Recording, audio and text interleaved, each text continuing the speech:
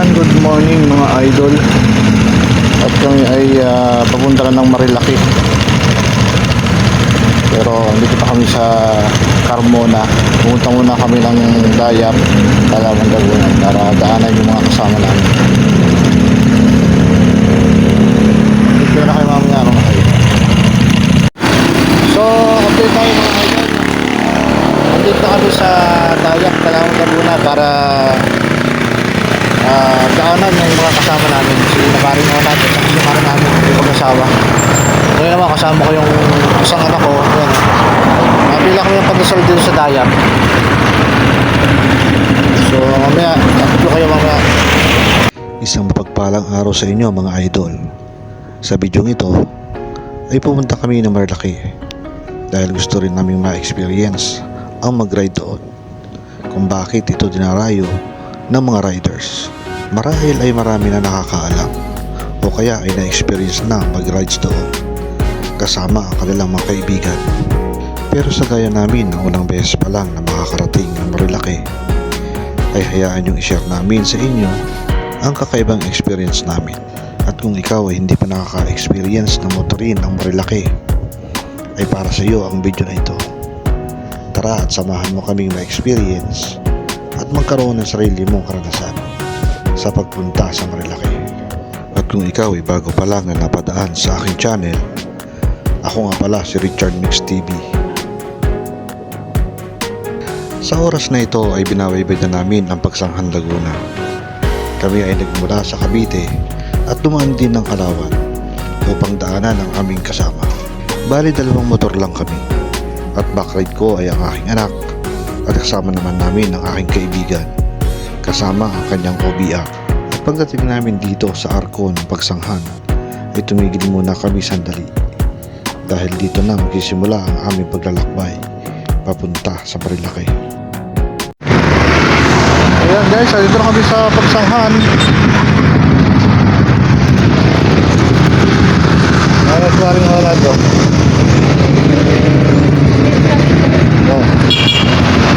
Pagkagaling nga namin ng Pagsanghan ay natanong na namin ang malawak na Laguna de Bay dito sa Lumban, Laguna. At dito ay panandalian muna kaming tumigil upang pagmasdan ang dagat ng Laguna. Dahil dito ay napawo agad ang aking anak dahil sa lawak at ganda ng view dito. Dahil ito ang una niyang pagsama sa akin sa long ride.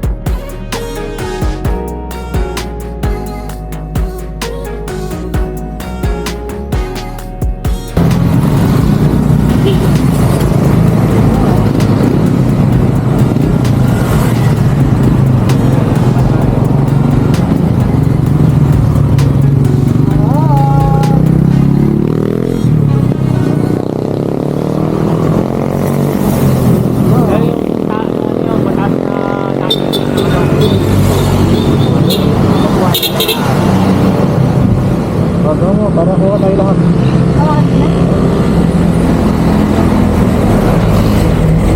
At pagbaba nga namin dito sa Lumban ay isang pagsubok na agad ang bumungad sa amin.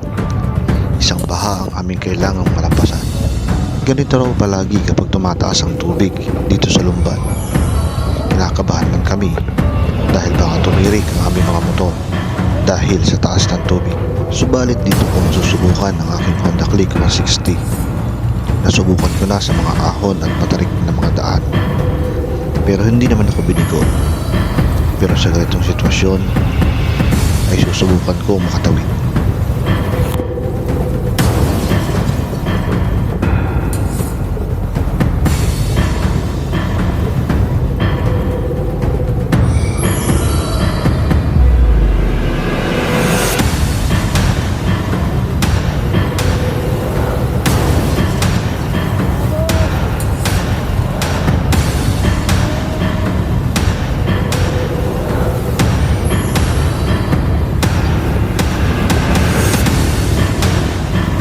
Pagkakataong ito ay hindi pa rin ako binigo ng aking motor.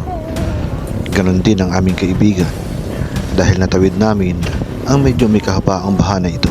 Kaya naman tuwang-tuwa kami ng aking anak dahil ibig sabihin ay tuloy ang Marilaki ride namin.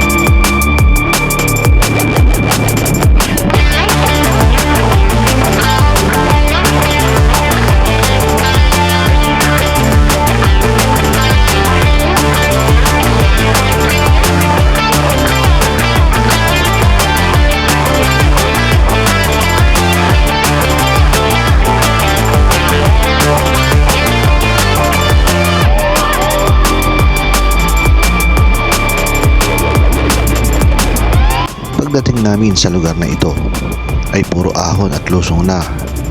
Isama mo pa ang dami ng kurbada at nagsimula na rin mabusog ang aming mga mata sa magandang tanawin sa lugar na ito.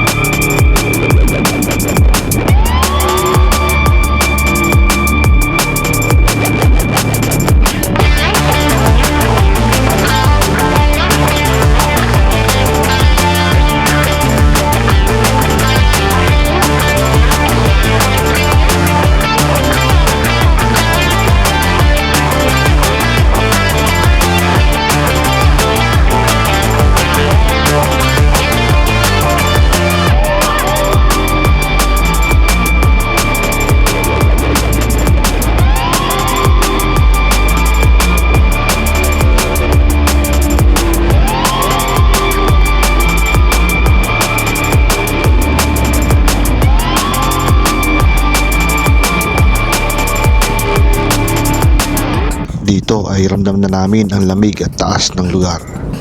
Pati na rin ang mga kurbada na kung tawagin ng iba ay sikong kurbada. Ibig sabihin, ito yung kurbada na halos paleteryo na.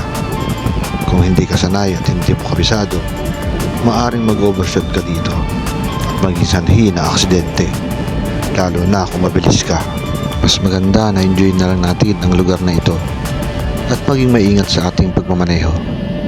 Huwag nating paglaruan ang lugar na ito dahil konting pagkakamali mo lang ay buhay ang magiging kapalit nito.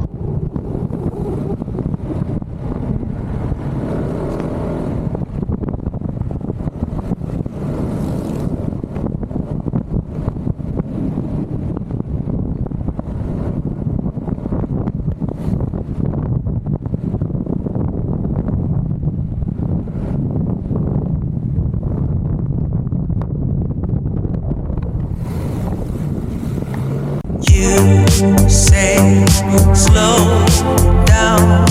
I don't like to move too fast. It drowns the truth with things that are not real, and I really want us to be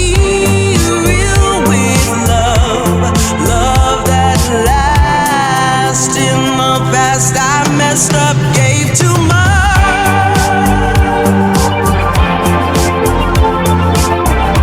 What is it with time? Why can't we unwind? And all the hurt we deal with, I wanna leave my cares behind. And now the time has passed, I see why we are lonely.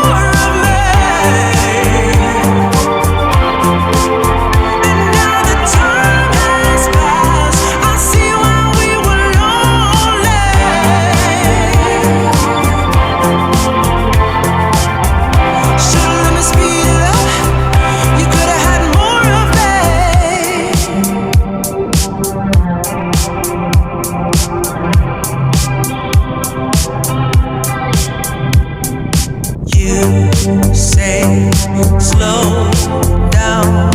I don't like to move too fast. It drowns the truth with things that are not real, and I really want us to be real with love that lasts. In the past I messed up, gave too much.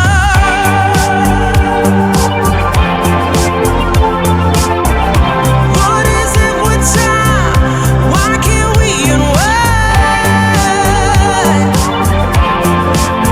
And all the hurt we deal with, I wanna leave my cares behind.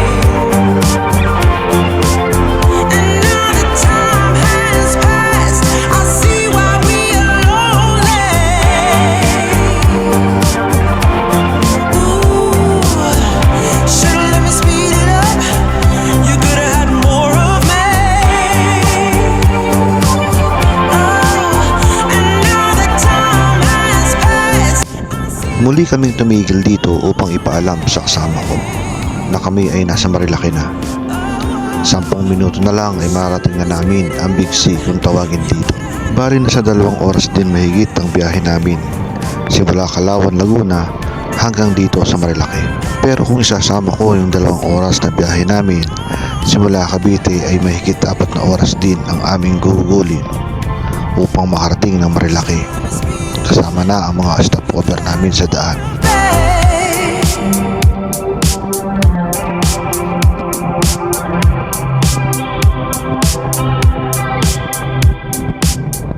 At habang tinatahak namin ang kalsadang ito papunta ng Big C ay na-experience namin na kami ay pahagingan ng isa ding nakamotor. Literal na nasa Marilaki highway na talaga kami dahil sa mga ganitong uri ng rider. Salamat na lang kami at hindi kami nasagi. Kasama ko pa naman ang aking anak.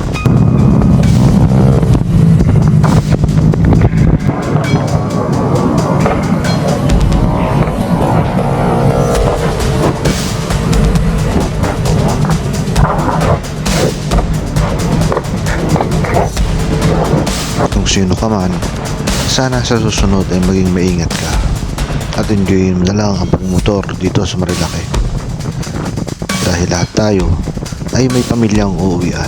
Aanhin mo yung bilis ng motor kung hindi mo naman na-enjoy ang ganda ng kalikasan. Bagkus parang nakikipagkarera ka kay kamatayan.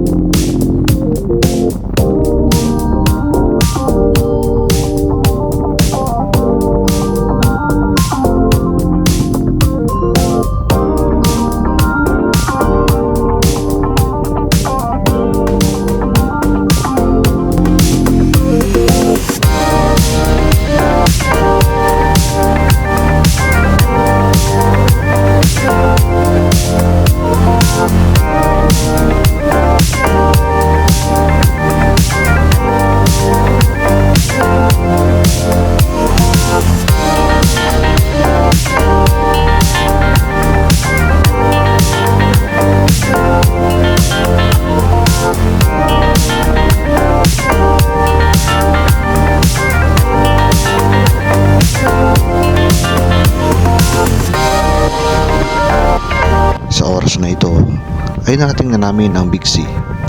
Ito yung malaking kurbada dito sa papuntang Marikina Highway. Sandali lang kami tumigil at bumalik na rin dahil nakita namin na maraming rider na naglalaro dito. Hindi ko na kinuhanan ng video para sa privacy nila at tumanap na lang kami ng lugar kung saan kami pwedeng kumain ng agahan.